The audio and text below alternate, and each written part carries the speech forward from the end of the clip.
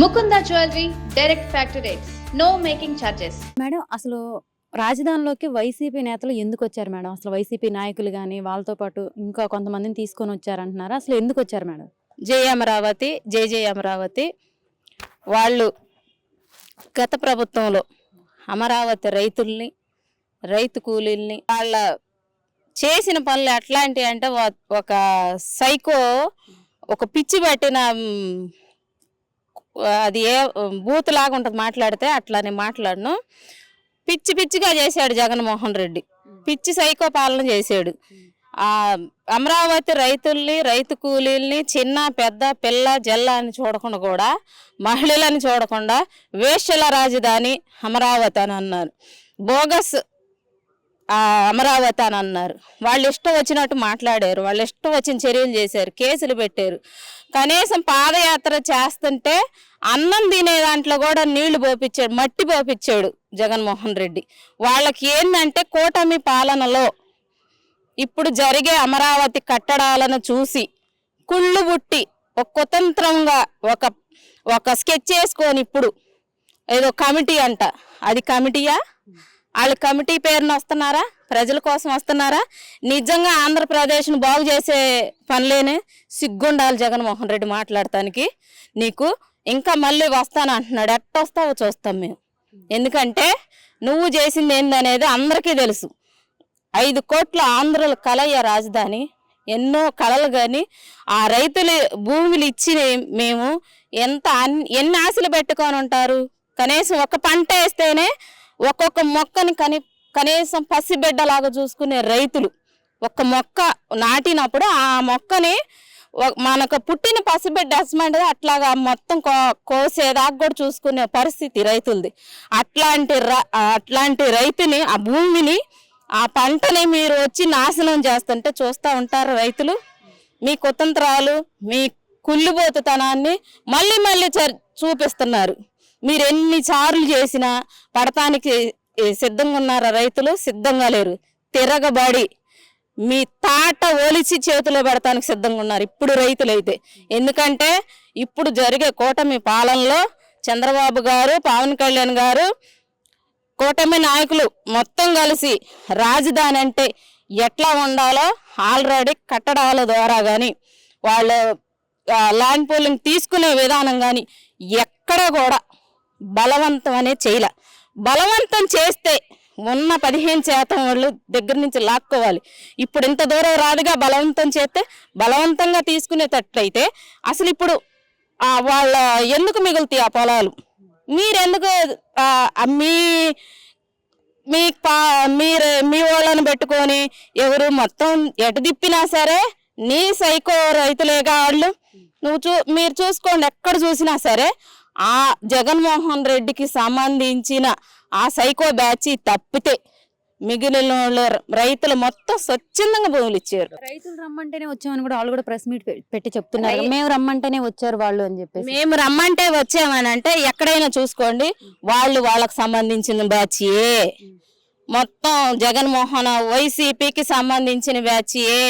ఆ మాట్లాడిన వాళ్ళు ఎవరైనా ఉన్నారు అంటే వాళ్ళు మాట్లాడుకొని కూడబలుక్కొని కావాలని విష ప్రచారం చేస్తా కుట్ర రాజకీయం చేస్తున్నాడు జగన్మోహన్ రెడ్డి. వాళ్ళు భూములు ఇచ్చిన రైతులు కాదా మేడం?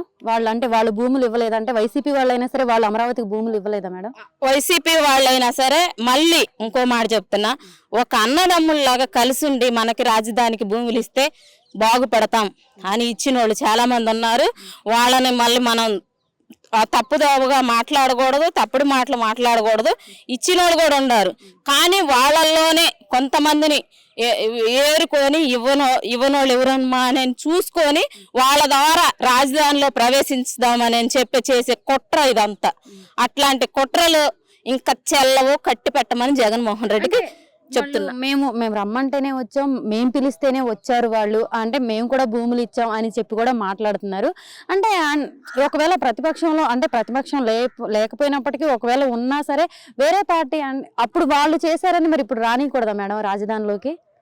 వాళ్ళు నిజంగా భూములు ఇచ్చేమో అని అంటానికి ఇస్తే ఇంక రావటం ఎందుకు?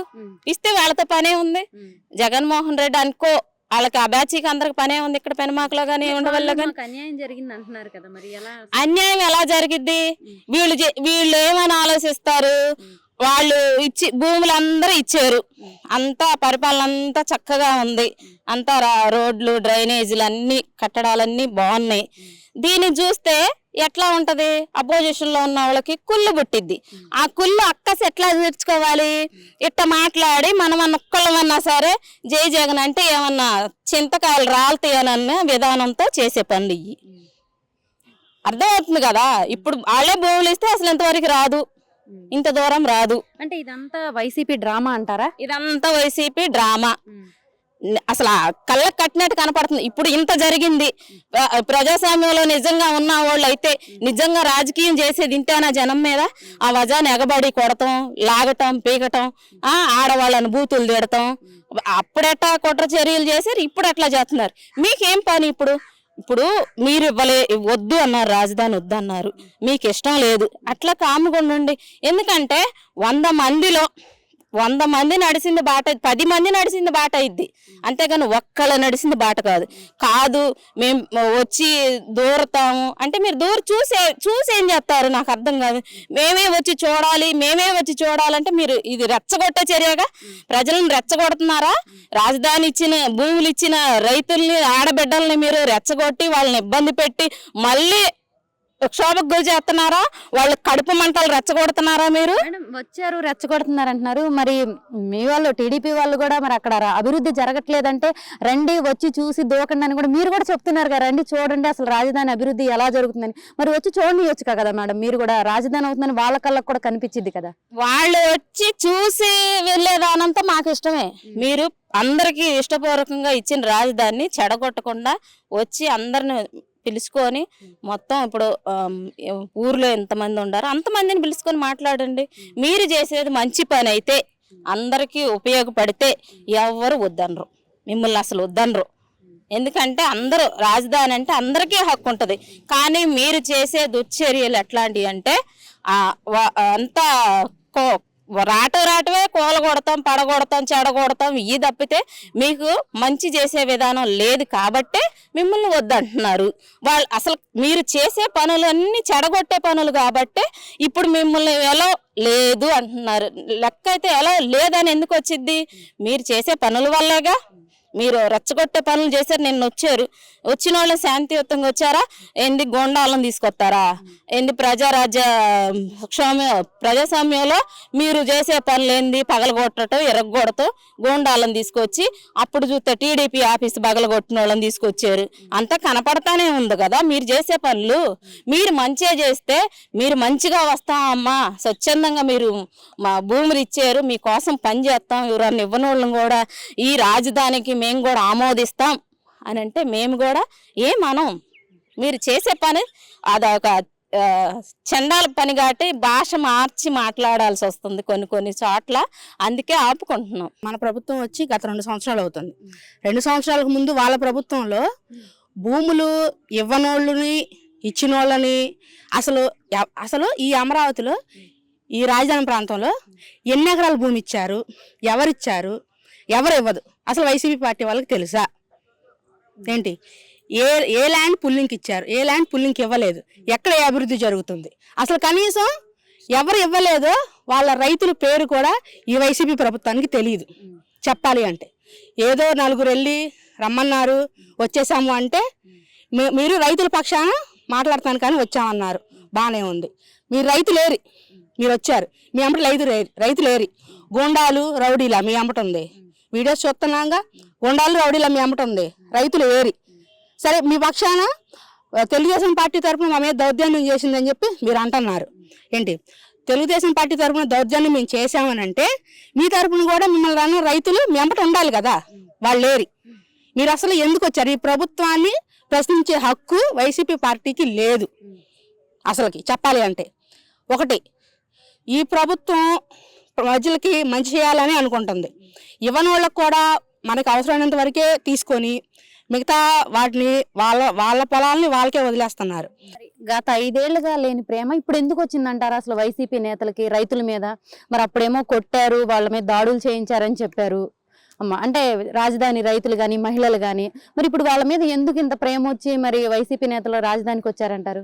అప్పుడు కూడా ప్రేమేం కాదండి, కేవలం వాళ్ళ రాజకీయ లాభం కోసమే ప్రజలను వాడుకుంటుంది. ప్రజలకు మంచి చేద్దామన్న ఆలోచన ఆ పార్టీకి ఎప్పుడూ లేదు. ఇప్పుడు కూడా కేవలం జరుగుతున్న అభివృద్ధిని ఆపటానికి, మనకి రైతులకి మధ్య గొడవ పెట్టడానికి కేవలమే వాళ్ళు వచ్చారు. మేడం, రైతులకి గొడవ పెట్టడానికి అంటున్నారు. మరి ఇందులోనే కొంతమంది రైతులు నిన్న ప్రెస్ మీట్ పెట్టి మేము రమ్మంటేనే వాళ్ళు ఇక్కడికి వచ్చారు అని చెప్పేసి కూడా చెప్తున్నారు కదా మేడం. మరి వాళ్ళు ఏంటి మేడం? ఆ రమ్మన్నోళ్ళు మీరు రాజధానిలోకి అడుగు పెట్టినప్పుడు మీ అంబట ఏరి, అది నా ప్రశ్న. వాళ్ళు రమ్మన్నారు, మీరు వచ్చారు, పోలీసులు మీకు అభ్యంతరం చెప్పారు, దాన్ని కూడా దాటుకొని మీరు వచ్చారు. కానీ అలా రమ్మన్నా మీ రైతులు ఏరి అంటే అసలు వాళ్ళు రైతులే కాదంటారా? రైతులేనండి, వాళ్ళు పులింగిచ్చిన రైతులే. ఏంటి, వాళ్ళు పొలం పోతుందని వాళ్ళకే ఉంటది బాధ. అసలు సరే మీరు పలానా వాళ్ళు మేము వస్తున్నాము అన్నప్పుడు వాళ్ళు ఏరి, మీ అంపట ఏరి. ఇప్పుడు మా అభివృద్ధి అడ్డుకుంటున్నారని మాకు మద్దతుగా మేము ఇచ్చిన రైతులు మేము ఉన్నాము, కానీ మీ అంబట మీకు కంప్లైంట్ ఇచ్చిన రైతులు ఏరి అని నా ప్రశ్న. మరి రైతులు వాళ్ళ అమ్మట రాకపోగా మళ్ళీ ప్రెస్ మీట్ పెట్టి మేము రమ్మంటేనే వచ్చామని ఎందుకు చెప్తున్నారంటారు? ఆ ప్రెస్ మీట్ పెట్టించేది వాళ్ళేనండి, ఇలా చెప్పించండి అని చెప్పేది వాళ్ళే. మాకు అడ్డుకున్న మహిళలను కూడా చాలా దుష్పలాటం ఆడటం, వేణు చూపించడము, చాలా అన్యాయంగా. కోడిగుడ్లు అన్ని వాళ్ళ బండిలోనే ఉన్నాయి, వాళ్ళే వేసుకున్నారు, వాళ్ళే చూసుకున్నారు. ఇంకా పైపెచ్చు మేము శాంతియుతంగానే వెళ్ళామండి. వెళ్ళి మా రాజధానిలోకి రావడానికి వీలు లేదు, మీరు వస్తే మీరు మాకు గొడవలు పెడతారు, మాకు ప్రశాంతంగా అభివృద్ధి జరుగుతుంది. ఇవ్వనోళ్ళు కూడా ఇవాళ ఇవ్వచ్చు, వాళ్ళ మనసు మారి రేపైనా ఇవ్వచ్చు, దానికి మనం చెప్పలేము. వాళ్ళు మనసు మారి ఇవ్వాలని అనుకుంటున్నాం. ఆ ఇవ్వాల్సిన 7-8 మంది కూడా ఇస్తే మా అభివృద్ధి అడ్డుకునే వాళ్ళు ఎవరో లేరు. మేడం, ఇంతమంది రైతులు ఇప్పుడు 100%లో 85% మంది రైతులు ఇచ్చినప్పుడు ఆ 15% మంది రైతులకి ఎందుకు ఇవ్వట్లేదు, ఎందుకు ఇష్టం లేదు, ఎందుకు మాజీ సీఎం దగ్గరికి వెళ్ళారంటారు? అసలు ఇప్పుడు ఉంటది కదండి, కుల వ్యవస్థని ఉంటది కదా, వాళ్ళు కేవలం వైఎస్ఆర్ పార్టీ తరపున వాళ్ళు. ఇప్పుడు ఎట్లాగా మన తెలుగుదేశం పార్టీకి అభిమానులు అలాగా ఒక పార్టీ కార్యకర్తలు ఎలా ఉంటారో వాళ్ళు కూడా వైఎస్ఆర్ పార్టీ కార్యకర్తలు వాళ్ళు ఇవ్వరండి. వాళ్ళు ఇస్తే ఇంకేముంటది, ఆయన ఊరుకోరు కదా. వాళ్ళు ఒకవేళ సుఖముఖంగా ఇవ్వటానికి సంసిద్ధంగా ఉన్నా కూడా ఆ పార్టీ వాళ్ళు ఇవ్వనివ్వరు, వాళ్ళ పైన ఉన్న వాళ్ళు ఇవ్వనివ్వరు వాళ్ళు. మేడం, మరి అంతేకాకుండా మళ్ళీ జగన్మోహన్ రెడ్డి గారు వస్తారు రాజధానిలోకి అంటున్నారు. మరి జగన్మోహన్ రెడ్డి గారు వస్తే ఎలా ఉంటుంది అసలు? గత ప్రభుత్వంలో ఫస్ట్ అసలు ఆయన గెలవక ముందు రాజధాని ప్రాంతం చేస్తాము అని చెప్పి ఓట్లు వేయించుకున్నారు. ఆయన గెలిచినాక ఒక రాజధాని కాదు 3 రాజధానులు అన్నారు. 3 రాజధానులు కాదు, వైజాగ్ రాజధాని చేద్దామని వైజాగ్కి వెళ్ళాడు. వైజాగ్ కూడా లేదు, మళ్ళీ మావిగన్ అన్నారు. మావిగన్న తర్వాత అసలు ఇప్పుడు రాజధాని అభివృద్ధిని అడ్డుకుంటున్నారు. ఇలా రాజధాని జరిగేదానికి తన ప్రోత్సాహం కూడా ఉంటే ఏమన్నా ఉంటది, కానీ ఇట్లా అడ్డుకునే ప్రయత్నాలు చేస్తే మళ్ళీ వైఎస్ఆర్సీపీ వచ్చిద్దన్న ఆలోచన అది మనకి నమ్మశక్యంగా ఉండదు అని నా ఉద్దేశం. మేడం, ఇప్పుడు వీళ్ళు వచ్చారు, రౌడీలు వచ్చారు, గోండాలు వచ్చారు, వాళ్ళని వేసుకొని వచ్చారు అంటున్నారు. మరి మీరు కూడా కొంతమంది ఇక్కడ అభివృద్ధి జరగట్లేదని వైసీపీ వాళ్ళు అన్నప్పుడు ఇక్కడికి రండి, అసలు ఇక్కడ జరిగే అభివృద్ధి చూడండి, ఇక్కడ బిల్డింగ్ల పైకి ఎక్కి దూకండి అని చెప్తున్నారు. మరి ఎందుకు వచ్చి ఇక్కడ జరిగే అభివృద్ధిని చూడనివ్వట్లేదు? అంటే చూస్తేనే కదా వాళ్ళు కూడా ఇక్కడ అభివృద్ధి జరుగుతుందని మాట్లాడకుండా ఉండేది. వాళ్ళండి మనతో ఇక్కడ ఫలానా చోటకి రావాలి, అభివృద్ధి మేము చూడాలి అనుకుంటే వేరే రకంగా రావచ్చు. ఏంటి, ఇట్లాగా పోలీసులు అనుమతి తీసుకొని మీరు న్యాయంగా వచ్చి చూస్తాము అభివృద్ధి అంటే మేమే మీకు ఆహ్వానం ఇస్తాం, మేమే జాగ్రత్తగా తీసుకొచ్చి ఇంకో ఇక్కడ ఈ జరుగుతున్నాయి, ఈ నిర్మాణం జరుగుతుంది, ఇంకో ఇక్కడ ఈ పొలాలు ఉన్నాయని చెప్పి మేమే వాళ్ళని ఆహ్వానిస్తాము.